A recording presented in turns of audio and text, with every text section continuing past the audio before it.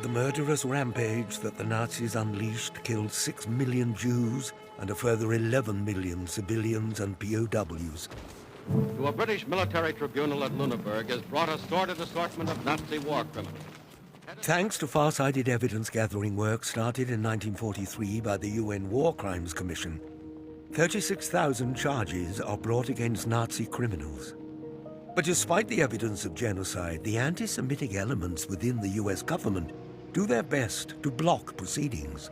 The State Department had never wanted a war crimes process, and right-wing political figures such as Joe McCarthy did everything they could to smear American prosecutors. And then by 1948, with the Cold War looming, American intelligence officials had the archive of all these 36,000 indictments made secret at the United Nations, so that even countries that were trying to organize prosecutions couldn't access their own files at the UN. Many Nazis find their sentences commuted or charges dropped. They return to ordinary life, never facing justice for their crimes. The justification offered is the rising Soviet threat.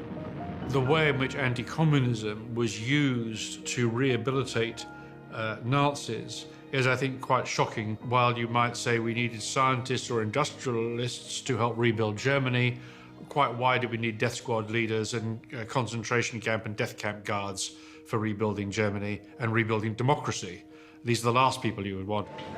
With many European countries desperate for American aid, the US is able to pressure them to abandon trials. This even happens in the United Kingdom. In 1948, the Labour government stopped the trials, and even where they had Gestapo men in custody waiting trial, they were just allowed to walk free. And the note on the file was something of the kind of, well, we have to bury the past and move on. In the years following the Holocaust, the rallying cry becomes never again. It shouldn't have come to this, yet it happened. And a lot of us let it happen.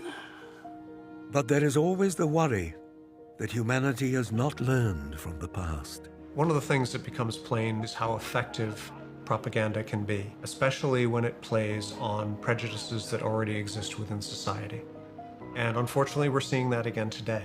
We're seeing the same lies about the Jews being propagated by right-wing groups more and more openly. Even some governments are starting to encourage these kinds of statements. It's a constant fight. It's something we have to be on the alert for, not because it affects just the Jews, but it affects all of us.